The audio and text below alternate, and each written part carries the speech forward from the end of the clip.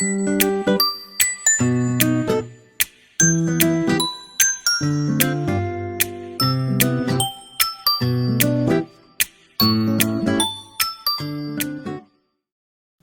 안녕하세요.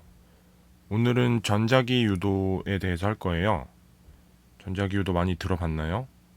보통 학생들이 어려워하는 경우 많은데 그렇게 안 어려운 거예요. 되게 명쾌하고 오히려 쉬운 내용인데 한번 잘 공부하면은 어렵지 않을 거예요.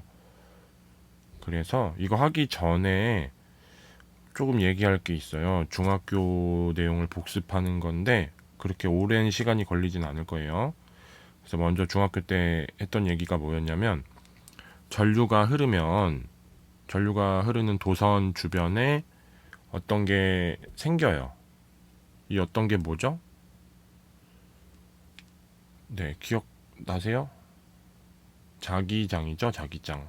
근데 자기장이 생기는데 이거 중학교 내용이니까 뭐 다들 알고 있어야 되겠지만 혹시 모르더라도 지금 기억나는구나 이렇게 생각하면 돼요. 근데 이 자기장이라는 게 뭐냐 하면 초등학교 때 여러분들 자석 위에 아크릴판 같은 거 올려놓고 거기 철가루 뿌려보죠. 그러면 철가루가 가만히 있는 게 아니고 특정한 모양으로 이렇게 자리를 잡아요. 그쵸? 그게 왜 그런 거냐면 자기장 때문이에요. 알겠죠? 네, 그래서 이거는 덴마크의 웨르스테드라는 사람이 발견을 했고요. 그 다음에 이제 먼저 직선 도선 같은 경우 어떤 식으로 자기장이 생기는지 볼게요. 아마 중학교 때 다 오른손으로 해봤을 거예요. 그래서 직선 도선이 있고 전류가 위쪽으로 흐르고 있어요. 이런 경우에는 자기장이 이런 식으로 생겨요. 네, 이 빨간색이 자기장이고요. 이거 오른손으로 하는 거 다들 아시죠? 엄지손가락이랑 나머지 네 손가락. 그 다음에 이제 이거를 위에서 본 그림을 한번 볼게요. 이게 지금 3차원이니까 위쪽에서 봤다고 생각을 하면 가운데 이렇게 도선이 있고 이 화면을 뚫고 나오는 방향으로 전류가 흐를 거예요. 그렇죠? 그러면 자기장은 우선 도선의 오른쪽에서는 위쪽 방향이겠죠. 근데 여기서 지금 갑자기 나침반 같은 게 나왔죠. 자기장의 방향이라는 거는 나침반의 N극이 가리키는 방향이에요. 알겠죠? 그래서 나침반을 몇몇 위치에다가 놔두면은 이런 식으로 나침반이 움직일 거예요. 물론 실제로 해보면 이렇지 않아요. 네, 그 이유는 자기장이 도선이 만드는 것만 있는 게 아니기 때문에 그래요. 네, 지구에는 항상 자기장이 있거든요. 도선의 전류가 흐르지 않아도. 지구도 엄청 커다란 자석이에요. 그거는 나중에 이야기할 기회가 있으면 뭐 다시 하고요. 이번에는 원형 도선 볼게요. 도선이 이렇게 원형으로 있고요. 여기 전류가 지금 반시계 방향으로 흐르는 거예요. 밑에 부분이 더 가까이 있는 거라 생각하시면 돼요. 알겠죠? 그리고 자기장은 이런 식으로 돼요. 일부러 색깔을 이렇게 넣었어요. 색깔을 보면은 이제 뭔가 감이 오죠? 자기장은 위쪽 방향인데 아까랑 그 두 개가 위치만 바뀌었죠? 역할만 바뀐 것 같은데 여기도 마찬가지로 오른손 엄지랑 나머지 네 손가락 이용해서 감는 그걸 이용하는 거예요. 알겠죠? 지금 이 원형 전류가 자기장을 만드는데 사실 좀 더 선을 그려보면 이렇게 돼요. 이런 거를 이제 자기력선이라고 하는데 자기력선은 뒤에서 조금 더 얘기할게요. 근데 여기서 중요한 게 뭐냐면 이 원형 전류도 하나의 커다라진 않아도 돼요. 근데 하나의 자석 역할을 하는 거예요. 알겠죠? 그래서 위쪽이 N극, 아래쪽이 S극. 지금 이 엄지손가락 손톱 부분이 가리키는 게 N극이겠죠? 그쵸? 지금 다들 같이 따라하고 있나요? 감아 보세요. 엄지손가락이 위쪽이고 나머지 네 손가락으로 이렇게 뭔가를 쥐는 것처럼. 그래서 이런 거를 이제 오른손 법칙이라고 하죠. 네, 오른손을 쓰셔야 돼요. 왼손 쓰시면 안 돼요. 왼손잡이 차별하거나 무시하는 거 아니고요. 그냥 이 방향이 하필 그래요. 알겠죠? 그래서 다음을 볼게요. 이제 진짜 전자기 유도에 대해서 얘기를 할게요. 먼저 이제 전류가 흐르면 자기장이 생긴다. 이거는 중학교 때 했던 거죠. 방금 한 내용. 그쵸? 전류가 흐르면 자기장이 생기는 그거를 보고 누군가가 자기장이 있으면 전류가 흐르지 않을까라고 의문을 가졌어요. 알겠죠? 마치 선생님이 수업을 열심히 하면 학생들도 수업을 열심히 듣고 이런 거죠. 그쵸? 그래서 이거를 궁금해했던 사람이 마이클 패러데이라고 있어요. 되게 유명한 사람이에요. 이 사람의 이름을 딴 단위도 있어요. 네, 페럿이라는 단위가 있는데 네, 나중에 혹시 2학년 때 물리학 1을 배우면 배우게 될 거예요. 아무튼 그래서 이 사람이 실험을 해 봤어요.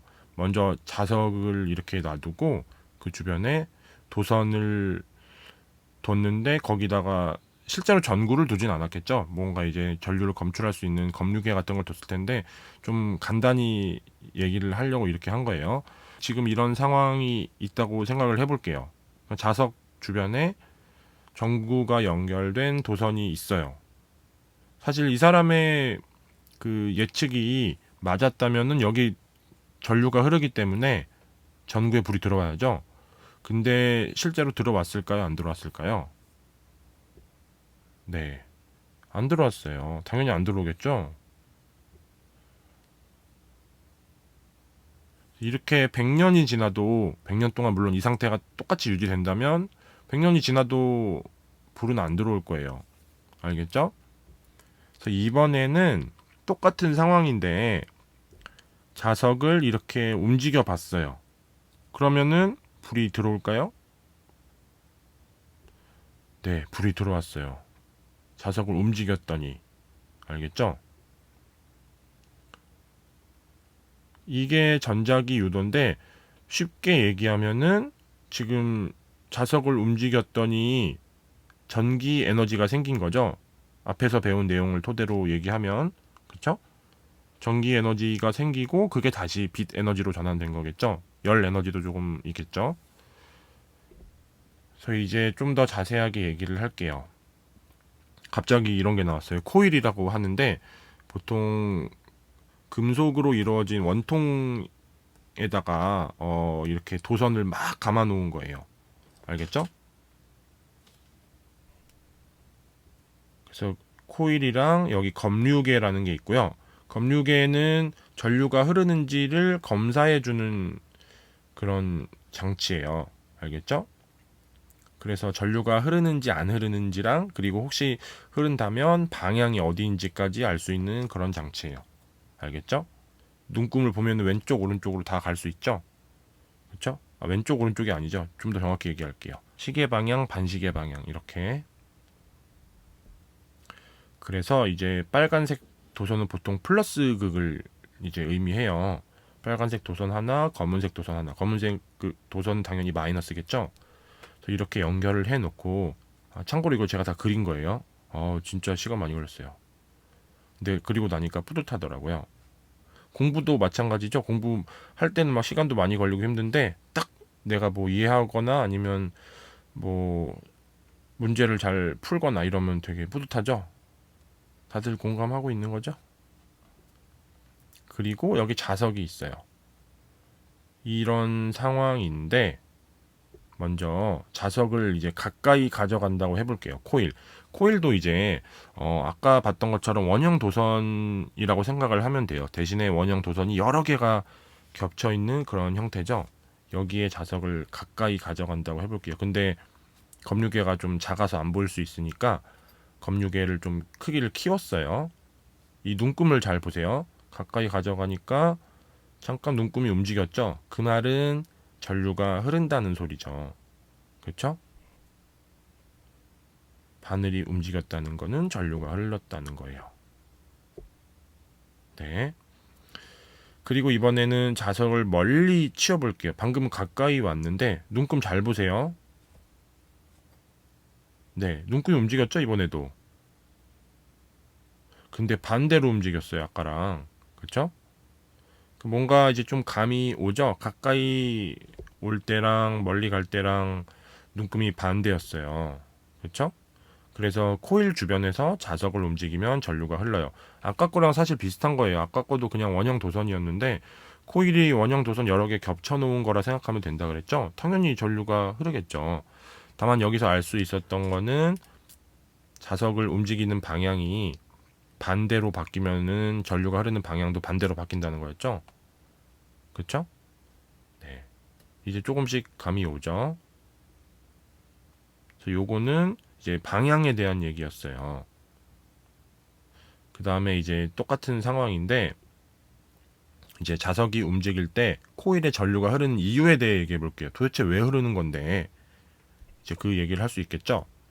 먼저 코일에 전압이 생겼기 때문이에요. 전류가 흐른다는 거는 반드시 이제 전류가 흐를 수 있게끔 전압이 어딘가에 생겼다는 소리인데 그게 코일에 생긴 거예요. 알겠죠? 그래서 이 전압을 뭐라고 부르냐면 특별히 유도 기전력이라 불러요. 전압은 전압인데 지금 전자기 유도 현상에 대해서 다루고 있죠. 여기서 생기는 전압을 유도 기전력이라고 해요. 알겠죠? 근데 여기 력자 때문에 뭔가 힘 같죠. 우리 힘은 전부 다 력으로 쓰잖아요. 뭐 중력, 뭐 전기력, 뭐 탄성력 이런 식으로 력을 하는데 이거는 힘이 아니에요. 주의해야 돼요. 알겠죠? 만약에 뭐 어디 시험이나 이런 데서 쉬운 문제 나오면은 뭐 유도 기전력은 힘이다. 뭐 아니면 단위가 뉴턴이다. 뭐 이런 식으로 뭐 해서 틀린 보기를 만들 수 있겠죠? 그렇죠? 네. 근데 이게 이 전압이 즉 유도 기전력이 크기가 어떤 거에 비례하냐면 요거 비례한다는 표시 알죠? 네. 그래서 이 유도 기전력이 뭐에 비례하냐면 먼저 코일의 가문수에 비례해요. 코일을 몇 번이나 감았냐. 근데 이거 상식적으로 생각해 보면 당연히 더 많이 감은 게 뭔가 더 셀 것 같죠? 전압이. 그렇죠? 그래서 이제 TMI를 하나 얘기하면은 이 코일의 가문수 볼 때마다 생각나는 게 있어요. 그 라떼를 좀 말면 제가 어렸을 때 그 미니카가 되게 유행이었어요. 미니카가 뭐냐면 어 장난감 자동차인데 그 안에 모터 넣고 건전지 넣어서 그게 이제 가는데 그게 빠른 게 일종의 그 나를 드러내고 다른 사람한테 인정받는 그런 척도였어요. 그래서 그 많이 하던 게 그 모터를 뜯어서 보면은 안에 코일이 있어요. 그때는 뭐 코일 이런 그 단어는 몰랐죠. 그냥 네 그냥 뜯어져 있는 그런 거였는데 그 코일에 선을 많이 감을수록 미니카가 더 빨랐어요. 그리고 심지어 어떤 때는 그 지나치게 많이 감으면 모터가 타기도 했어요.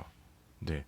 그게 전자기 유도랑 막 엄청 관련이 있는 건 아닌데 그래도 아주 넓게 보면 관련이 있어요. 네. 아무튼 그 기억이 떠올라요.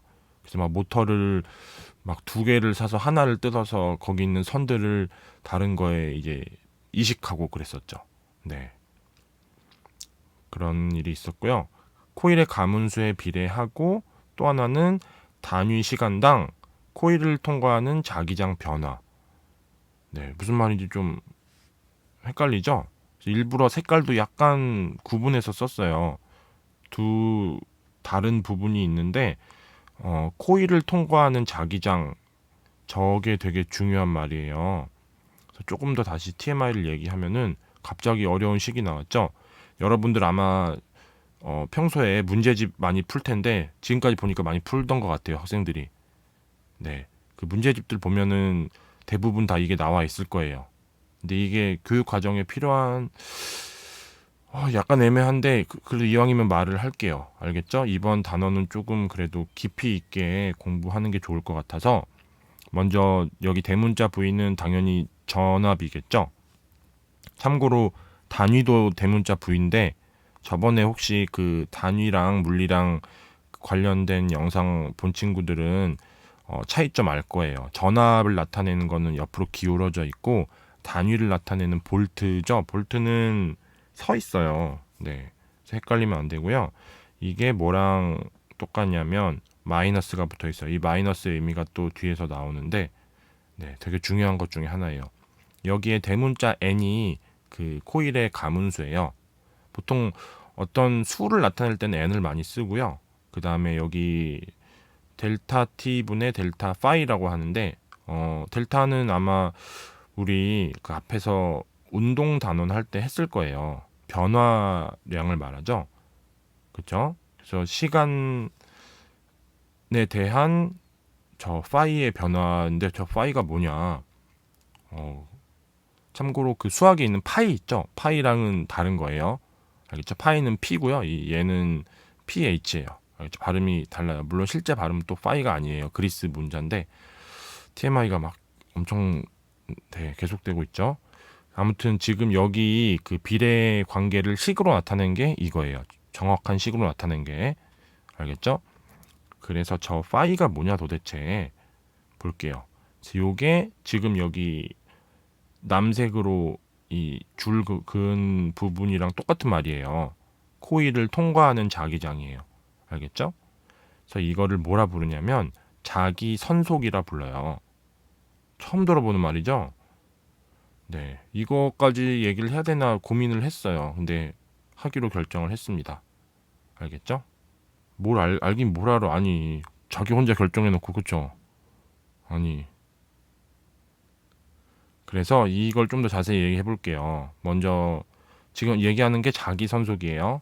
자석이 하나 있고요. 자석이 이렇게 있으면 이런 식으로 자기력선이 있어요. 자기력선이 실제로 존재하는 건 아니고 그 이 자석 주변에서 자기장이 어떤지를 알려주는 척도가 되는 거예요. 알겠죠?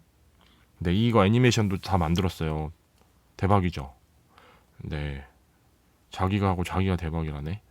아무튼 이 선이 있는데 이게 뭐를 알려주는 건지 먼저 얘기를 해볼게요. 갑자기 이제 자기 선속 얘기한다고 해놓고 자기력선 얘기를 하죠.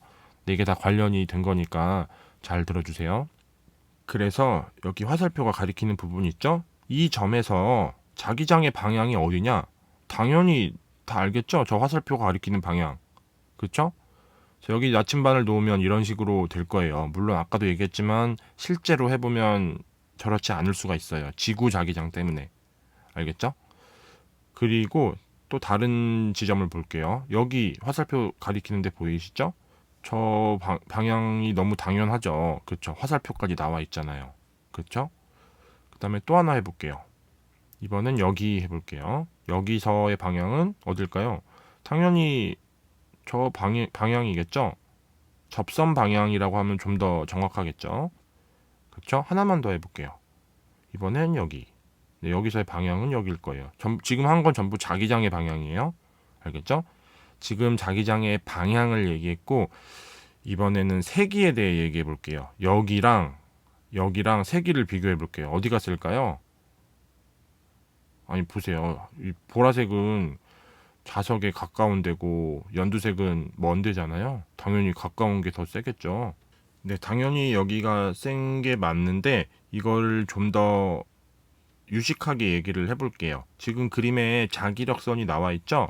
자기력선의 밀도라고 하면 알까요? 같은 면적에 선이 몇 개나 더 있는지.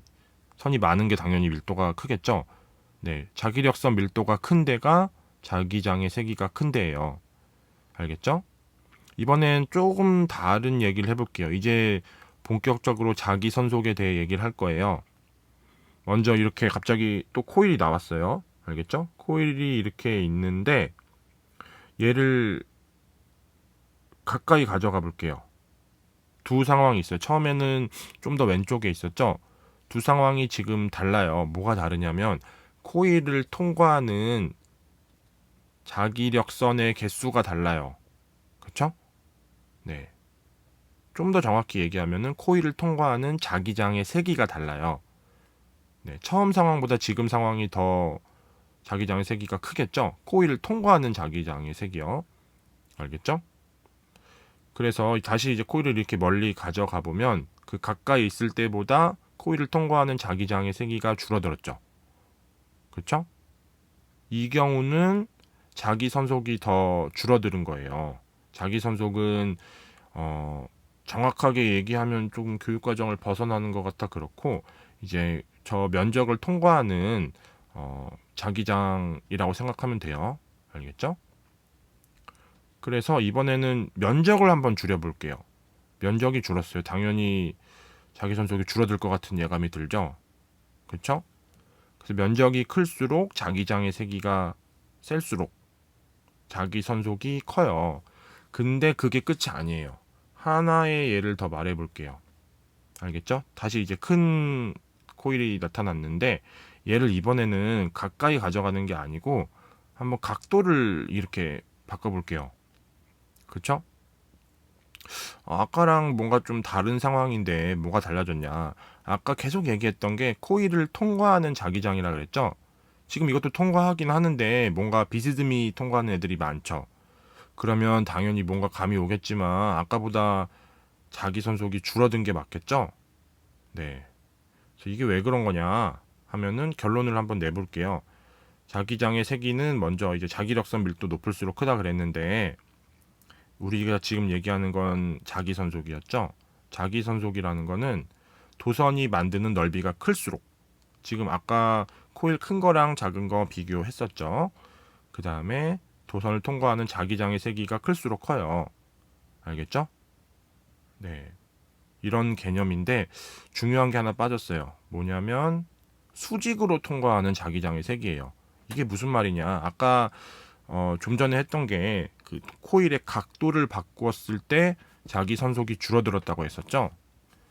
네, 그거는 수직으로 통과하는 게 아니고 비스듬히 통과하는 게 많았잖아요. 그렇죠?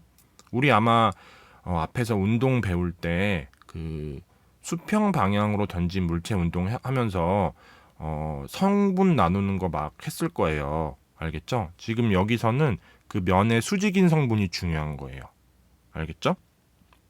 공부를 앞에서 열심히 했던 학생들은 이게 무슨 내용인지 좀 감이 올 거예요. 다시 한번 얘기하면은 면적도 중요하고 자기장의 세기도 중요한데 그 자기장이 면의 수직한 방향 성분만 중요하다. 알겠죠? 네. 이제 자기 선속이 대충 어떤 개념인지는 알 거예요. 중간 정리를 하면 먼저 코일 주변에서 자석을 움직이면 코일에 전류가 흐른다고 얘기를 했어요. 여러분들 막 너무 정신 없을까 봐 한번 정리를 하는 거예요. 알겠죠? 그 다음에 이제 이 전류는 유도 전류라고 부르고 아까 얘기 안 했죠 이거 유도 기전력만 얘기했는데 이 전자기 유도에서 생기는 전류를 유도 전류라고 해요. 지금 알아두시고요. 그 다음에 전류가 흐르는 이유는 전압이 생겼기 때문에 이 전압을 뭐라 그런다 그랬죠? 유도 기전력이라 그런다 그랬죠. 그리고 유도 기전력이 클수록 당연히 유도 전류가 세죠. 이거는 중학교 내용이에요. 아까 얘기 안 했는데 너무 당연하죠. 이거 뭐죠? 옴의 법칙이에요. 네, 옴이 사람 이름이에요. 성이죠, 성. 네, 그리고 유도 기전력은 코일의 가문수가 클수록 단위 시간당 코일을 통과하는 자기장이 많이 변할수록 커요. 근데 이제 코일을 통과하는 자기장이 자기 선속이라 그랬어요. 그쵸? 그 다음에 아까 별로 얘기를 안 했는데 많이 변하는 게 중요해요. 유도 기전력은. 알았죠? 자기 선속이 크고 작고 이게 중요한 게 아니고 그게 얼만큼 변하느냐가 중요해요. 아까 그 식 기억나세요? 거기에 그 델타라는 게 있었죠? 세모 모양. 그거는 변화량을 나타내는 거죠. 그쵸? 변화량이 중요한 거예요. 이 자기 선속 자체가 크고 작고가 중요한 게 아니에요. 그래서 이제 결론을 내보면 코일의 가문수가 클수록 자기 선속이 빠르게 변할수록 네, 유도 기전력이 커서 유도 전류가 세요. 이게 지금까지 한 내용을 요약한 거예요. 알겠죠? 그래서 방금 한 거는 유도 전류의 세기에 대한 거였어요. 그쵸? 다시 한번 얘기하면은 기억나나요? 코일의 가문수랑 가문수가 클수록 유도 전류가 세고요. 그 다음에 뭐였죠? 자기 선속이 빠르게 변할수록 네, 유도 전류가 셌어요.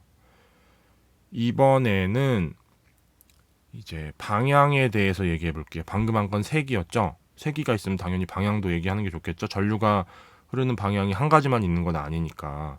그쵸? 그래서 이제 렌츠 법칙이라는 걸 알아야 돼요. 이것도 사실 이걸 이름까지 얘기해야 되나 말아야 되나 고민을 했는데 이번 단원에서는 네, 아끼지 않고 여러 가지를 다 말해 주려고 해요. 교육 과정이 허락하는 한에서.